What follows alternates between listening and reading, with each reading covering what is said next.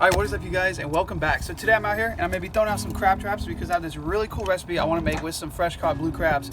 Obviously the first step is we have to catch them. So this is awesome because I just pulled up to one of my fishing spots, but because there's no flounder season this year, there's 0 people here. So it's nice. It's like I have this whole place by myself. So I'm going to be throwing crab traps while I'm waiting for these for a few hours. I'm going to go and try to catch some sheepshead or something like that. And I'm going to try to make that into a whole nother video. Anyways, let's get on to the point of today's video, which is crabbing. So obviously you can crab with the hand line, but I don't feel like sitting here and waiting and pulling them in. And because it's kind of getting into the winter now, the water's cooling down, the crabs start moving a little bit less. So I feel like it's going to be more productive to just set out a trap. There's a lot of regulations for traps, more than what you would think. So one of them is you have to have a 6-inch float with contrasting color on it, and then you have to have a gear tag, which I'm not going to show you what mine says, but it's your last name, your address, and then the date that you put it out, and it's valid for 10 days. Then on the trap itself, you can buy these at Academy. This is where we got ours, and they have everything you need, all the legal devices and stuff. But basically you just have to have it so you have a piece of twine right here that'll rot out after a certain amount of time. It's just untreated twine, and that'll allow this trap door to open in case like you forget to check your trap, or if you just leave them out for whatever reason, so the crabs can escape and they don't die.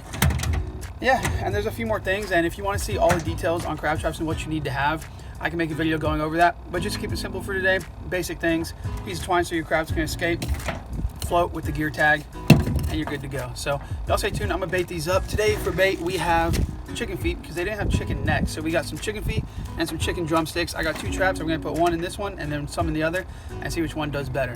Y'all stay tuned. I'm gonna bait these traps up and let's get them out in the water. All right, so the first one, we're gonna go in with some chicken feet in here. We're gonna load it up. I think they'll all go in there. Yeah, looks good. Get this tied down, and this one's ready to be set out. Obviously I have to close my door. So one of the other things that your crab traps have to have is little vents like this. They call them vents. And this is to allow the smaller crabs and little fish and whatever could get in here to be able to get back out. Obviously your big crabs cannot fit through there. But like I said, when you buy these at Academy, they come with all the regulations that you need for Texas state waters. And then besides that, there's just a few rules on like where you can put them in the waters, which they have to be like 100 feet from any other trap, stuff like that. Like I said, if y'all want a video on that, leave it down below and I'll do a video just on crab trapping and what you have to have on your traps and just legal methods and restrictions, regulations, stuff like that. But for now, I baited this one up, got one more to bait up, and then I'm gonna go drop them in the water. I'm gonna put on the waders because the tide is out just a little bit, and we're gonna go drop them out here. Well, I just threw my 2 crab traps. I have one right out there and one right over there. I'm gonna let those sit. I believe it's somewhere around like 9:30. So I'm gonna let them sit about 4 hours. Gonna go do some fishing, come back and check them, and I'll see y'all then.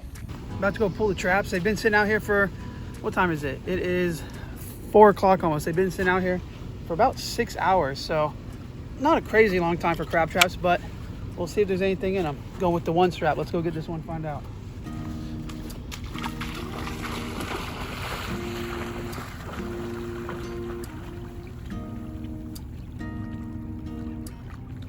Flounder right here.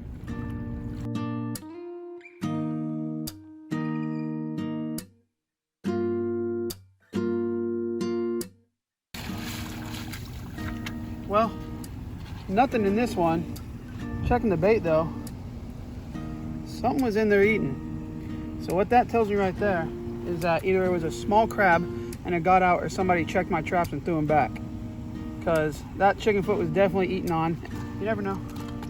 I'll give it the benefit of the doubt and just say it was a small crab, got in there, or something got in there and pulled it out. We'll check the other one and find out.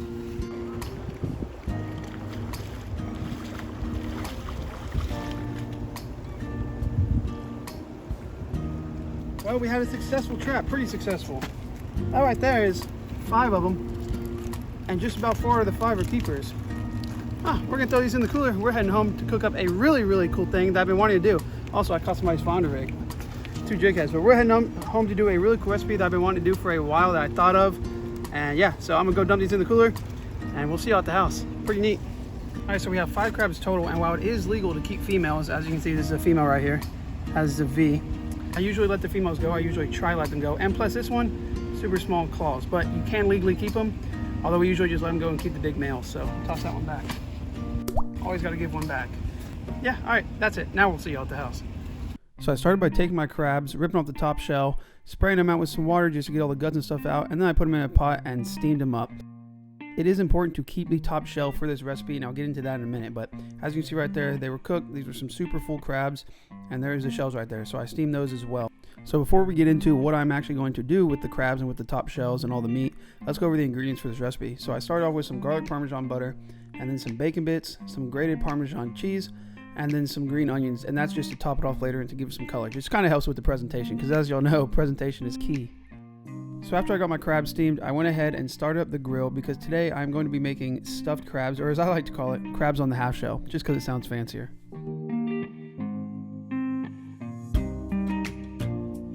While that fire was getting nice and hot, I went ahead and picked all of my crabs, and I left them in 3 separate piles so I could know which one came out of which crab, so I could stuff them back into the same one.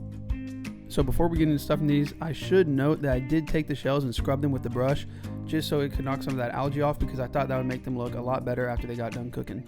I then began to stuff them, and I started with crab as my first layer.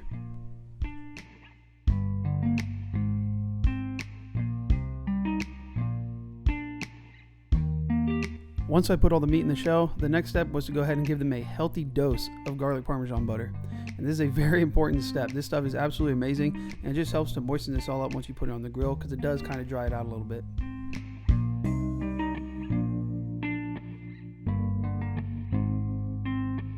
After that delicious Parmesan butter was laid in there, the next thing I did was put some bacon bits on top of them, and these are homemade, but obviously the container ones at the store would work just as good.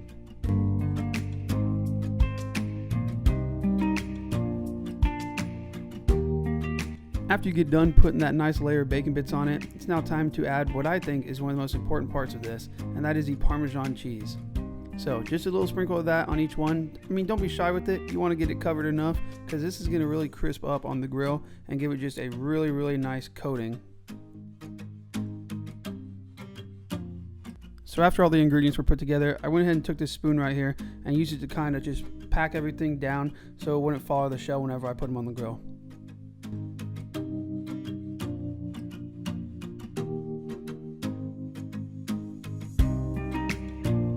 Now, I'm not gonna lie to y'all, it took me a lot longer than I thought it would to pick those crabs and get them all stuffed and ready for the grill. So by the time I actually came out to the grill to put them on, it already ran through a bunch of the charcoal, so it was not as hot as I'd like it, but it was fine. I closed the lid, gave it about 10 minutes, and came over to give it a check.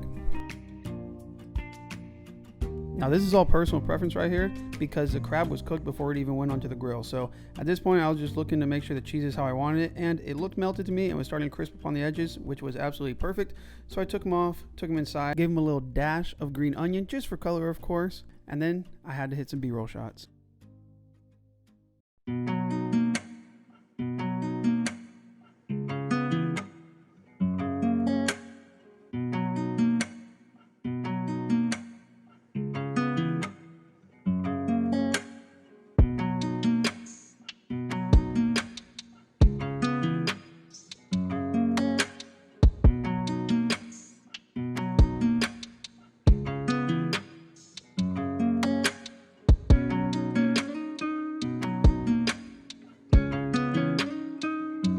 Going in for the taste test now on these stuffed crabs, or as I'm calling them, crab on the half shell, just because it sounds way cooler, sounds fancier. So get a little bite here. I can already tell you, the Parmesan on the outside got nice and crispy, and I don't know, it smells amazing, so let's give it a bite.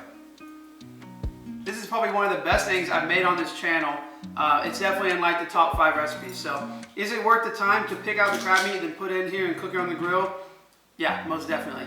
I'm gonna go ahead and finish this off, but first I wanna say thank y'all so much for watching. Don't forget to hit that like button, leave a comment down below. Subscribe if you're not already, and if you are, like always guys, thank you so very much. And until next time, peace.